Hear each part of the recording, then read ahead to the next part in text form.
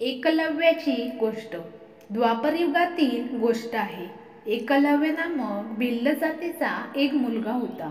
एकदा तो धनुर्विद्या शिकण्याच्या उद्देशाने कौरव पांडवांचे गुरु श्री द्रोणाचार्यांकडे गेला, परंतु द्रोणाचार्य म्हणाले की ते राजकुमारांशिवाय इतर कोणालाही धनुर्विद्या शिकवू शकत नाहीत। एकलव्याने मनोमन द्रोणाचार्यांना आपले गुरु मानले होते, म्हणून त्यांनी नकार दिल्यावरही त्याच्या मनात गुरुप्रती तक्रार वा दोषदर्शनाची वृत्ती स्फुरली नाही आणि गुरुप्रती श्रद्धा सुद्धा कमी झाली नाही। तो तेथून घरी न जाता थेट जंगलात गेला। तेथे त्याने द्रोणाचार्यांची एक मातीची मूर्ती बनवली। तो दररोज गुरुमूर्तीची पूजा करायचा, मग त्या मूर्तीकडे एकटक पाहत पाहत ध्यान करायचा आणि तिच्यापासून प्रेरणा घेऊन धनुर्विद्या शिकायचा। स्वस्तिक अथवा इष्टदेव वा गुरुदेवांच्या श्रीचित्राकडे एकटक पाहिल्याने एकाग्रता वाढते। एकाग्रता आल्याने तसेच गुरुभक्ती, आपला प्रामाणिकपणा आणि तत्परतेमुळे एकलव्याला प्रेरणा मिळू लागली। अशा प्रकारे अभ्यास करीत करीत तो धनुर्विद्येत अगदी निपुण झाला। एकदा द्रोणाचार्य धनुर्विद्येच्या सरावासाठी कौरव पांडवांना घेऊन जंगलात गेले। त्यांच्यासोबत एक कुत्रा सुद्धा होता। तो पळत पळत पुढे निघून गेला। जेथे एकलव्य धनुर्विद्येचा सराव करीत होता तेथे तो पोहोचला। एकलव्याचा विचित्र वेश पाहून कुत्रा त्याच्यावर भुंकू लागला। कुत्र्याला इजाही होऊ नये आणि त्याचे भुंकणे सुद्धा बंद व्हावे, अशा प्रकारे एकलव्याने त्याच्या तोंडात 7 बाण मारले।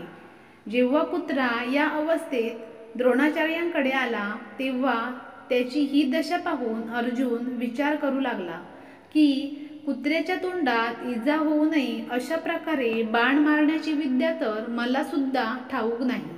अर्जुनाने गुरु द्रोणाचार्यांना विचारले, गुरुदेव, तुम्ही तर म्हटले होते की तुझी बरोबरी करू शकेल असा कुणीही धनुर्धारी होणार नाही, परंतु अशी विद्या तर मला सुद्धा ठाऊक नाही।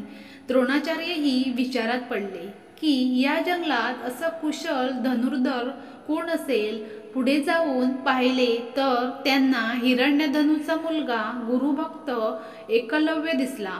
द्रोणाचार्यांनी विचारले, वत्स, तू ही विद्या कोठून शिकलास? एकलव्य, गुरुदेव, आपल्या कृपेने शिकलो आहे।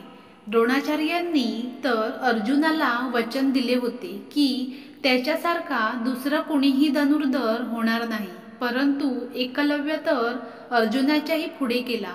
एकलव्याला द्रोणाचार्य म्हणाले, माझी मूर्ती समोर ठेवून तू धनुर्विद्या तर शिकलास, परंतु गुरुदक्षिणा? एकलव्य म्हणाला, गुरुदेव, आपण जे मागाल। द्रोणाचार्य म्हणाले, तुझ्या उजव्या हाताचा अंगठा।